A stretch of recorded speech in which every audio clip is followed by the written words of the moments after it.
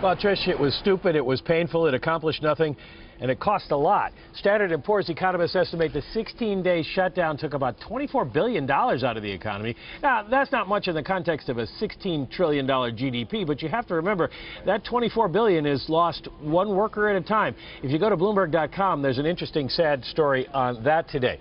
It's all reflected in fourth quarter GDP. S&P took their forecast down from 3% to close to 2%. IHS going below that. We're waiting for others to weigh in.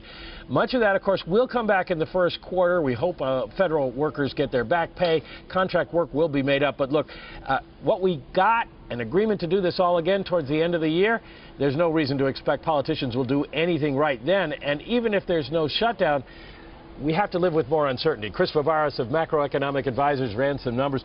Since 2009, because of uncertainty over Washington policies, corporate borrowing costs are higher, growth is lower, unemployment's higher.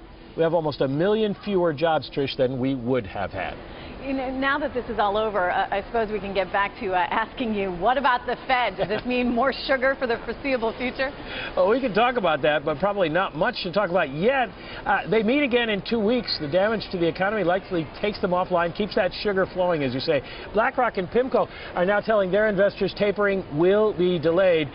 The Fed may now have no choice but to stay longer in its intense policy experimental mode due to both the likelihood of weaker data and to a perceived need to take out insurance for the economy against future political dysfunction. That's PIMCO's Mohamed El-Arian writing yesterday after the shutdown deal was announced. You know, speaking of data, Mike, are we ever going to see this jobs report? Remember that one that was delayed? Yeah, the all-important September jobs report. We hope we get it before the all-important October jobs report. We don't know yet. Workers are just coming in this morning. A lot to catch up on, including that jobs number. Not as relevant now, perhaps, but one big question, what about the October report? This week is the week they should be doing the survey for unemployment. We'll see if the delay makes any difference for that. Goldman Sachs says they may want to do things as they did back in 95 and 96 when they released the reports on the same day of the week. Could put us in line for a jobs report tomorrow or next Friday.